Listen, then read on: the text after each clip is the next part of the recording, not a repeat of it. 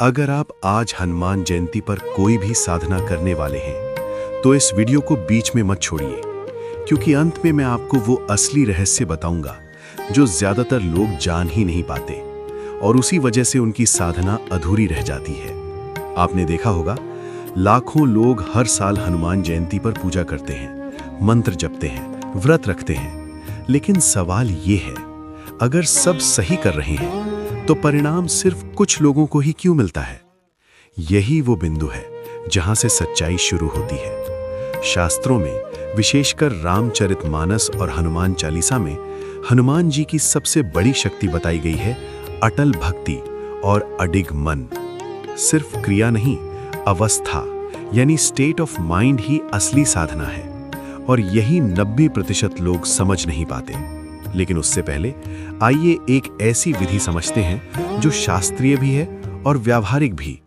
आज की रात, जिसे कई ग्रंथों में ब्रह्म ऊर्जा सक्रियता की रात्रि माना गया है, विशेष रूप से ब्रह्म मुहूर्त लगभग 3:30 से 4:30 बजे मन और प्राण सबसे स्थिर अवस्था में होते हैं। आधुनिक विज्ञान भी कहता है इस समय मस्तिष्क की वेव्स यानी थीटा अल्फा स्टेट सबसे रिसेप्टिव होती हैं, यानी जो भावना आप रखते हैं वो गहराई से इम्प्रिंट होती हैं।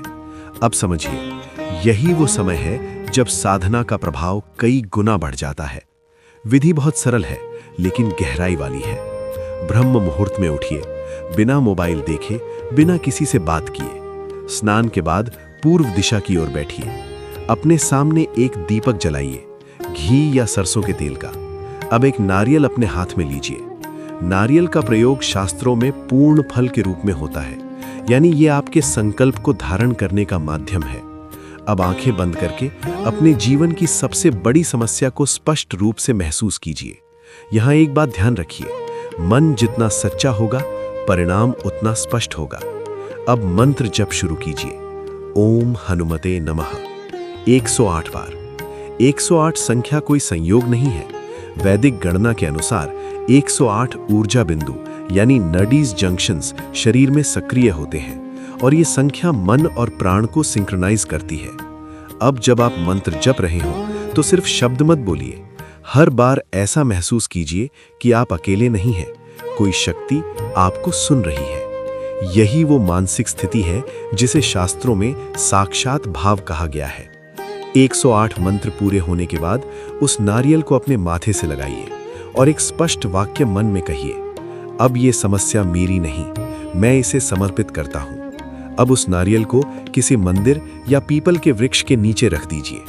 पीपल का महत्व भी यूं ही नहीं है। भगवद गीता में भी इसका उल्लेख है कि पीपल में जीवन ऊर्जा का विशेष प्रवाह होता है। अब यहां तक सब कुछ सही है, लेकिन अब आता है वो असली रहस्य जिसके बिना ये पूरी साधना अधूरी है। ध्यान से सुनिए।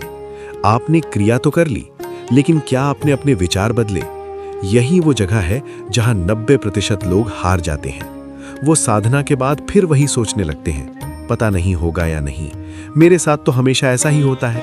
और यही सोच आपकी पूरी साधना की ऊर्जा को खत्म कर देती है। शास्त्रों में इसे कहा गया है संकल्प शक्ति।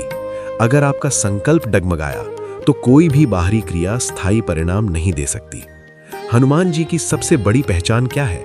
शक्ति, बल नहीं, अडिग विश्वास।